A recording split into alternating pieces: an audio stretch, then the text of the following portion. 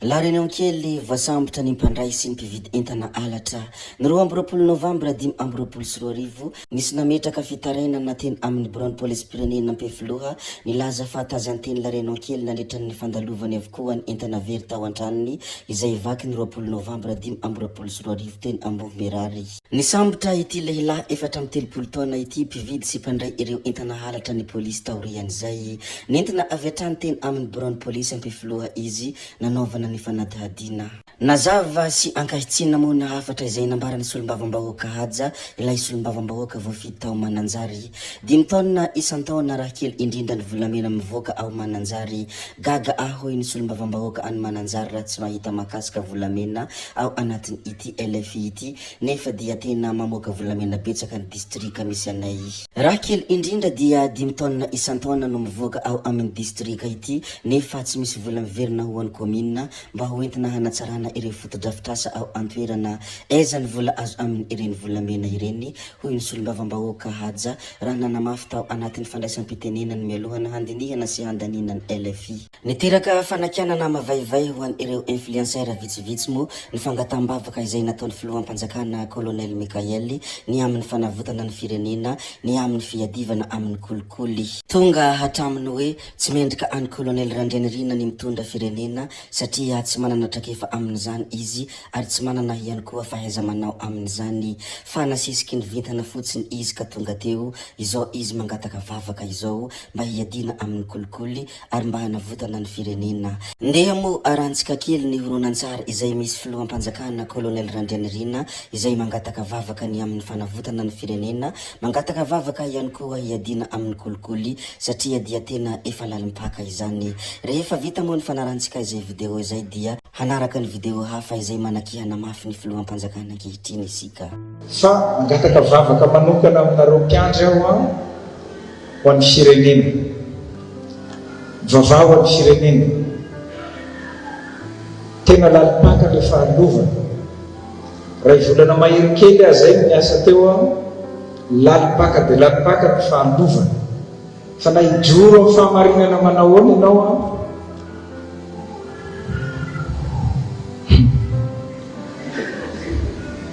Mampalahelo le firenena dia mangataka vavaka ho antsika ray aman-dreny ihany koa, ray aman-dreny ampanahy mba hivavaka ho anay.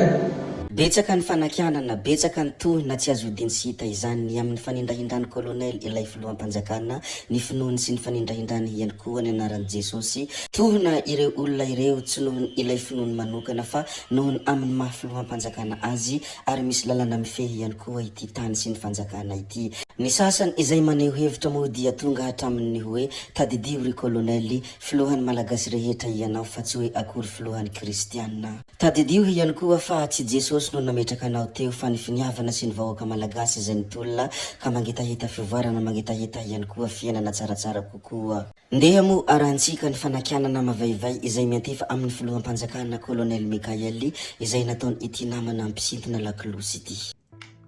Ny fahitako ny zava-misy a Madagasikara amin'izao fotoana izao dia tena very tanteraka i Mikaela. Very tanteraka izy tsy hitany intsony izay ho raisiny satria zavatra tsy netreretiny na tsy eritreretiny gasy hoe zany fitondrana firenena zany ange zareo ka mila fahaizana, mila fianarana manokana, mila traikefa zany fitondrana firenena zany. Fa tsy hoe androandra zany no nasesiky ny vitana fotsiny dia raisiko ka eo no inona moa zany no ereurantsika mianakavy. Erantsika mianakavy aiza ve langa amin'izao fotoana izao dia misy an'izany hoe mangataky Mikaela hoe ny mpitondra fivavahana sy ny paster rehetrarehetra hivavaka ho an'ny firenena fa tsy zaka intsony ny kolikoly.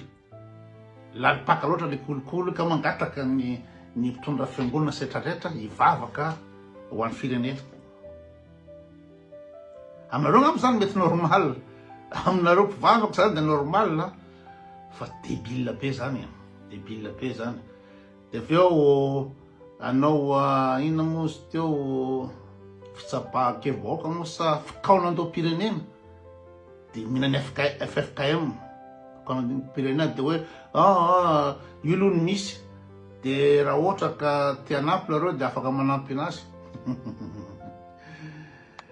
de tsy hitatsony le izy alefa nomination de mandeha tsisy mandeha am'izay laony sasany ny TGV Verneo sasany akamy aviatsy sasany olaviny gadra avy are sasany avy tsy samanjary tsy samanjary fa ny tena tsy manjary hitako de ny frantsay no ikarakara fifidianana zany ny zava-fatrany grave indrindra faute grave indrindra ataon'ny Mikaela ary famitana tanteraka ny mpitolona ny frantsay no ikarakara fifidianana de aveo vao miditra avy any de ino moa zany aloha asina any continuité de l'état ny constitution makatsibakaroa amizay akasitrahan'ny Union africaine amizay ka akasitrahan'ny ina moa ny Union européenne amizay mba mahazo trosa